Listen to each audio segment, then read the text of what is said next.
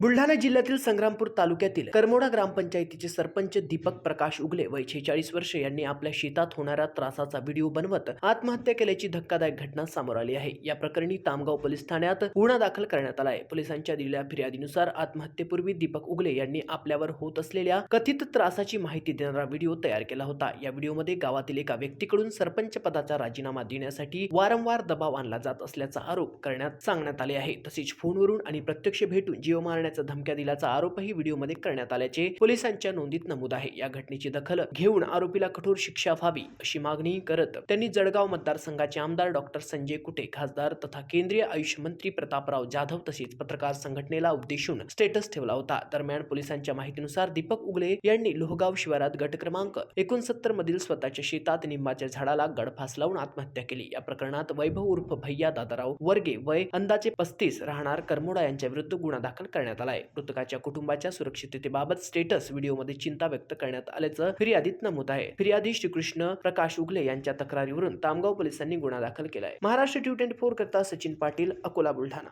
बुलढाणा जिल्ह्यातील संग्रामपूर तालुक्यातील करमोडा या गावातील सरपंच, लोकनियुक्त सरपंच दीपक उगले यांनी काल रात्री आपल्या शेतामध्ये आत्महत्या केल्याची धक्कादायक घटना उघडकीस आलेली आहे। त्यांनी आत्महत्या करण्यापूर्वी एक आपल्या व्हॉट्सअपवर स्टेटस ठेवून एक व्हिडिओ व्हायरल केला। त्या व्हिडिओमध्ये त्यांनी सांगितले की गावातील एक युवक त्यांना वारंवार त्रास देत आहे। या त्रासाला त्यानंतर स्वतः म्हणजे जीव मारण्याची धमकी देत आहे। त्यांनी या त्रासाला कंटाळून स्वतःचा जीव संपवल्याची धक्कादायक घटना उघडकीस आलेली आहे।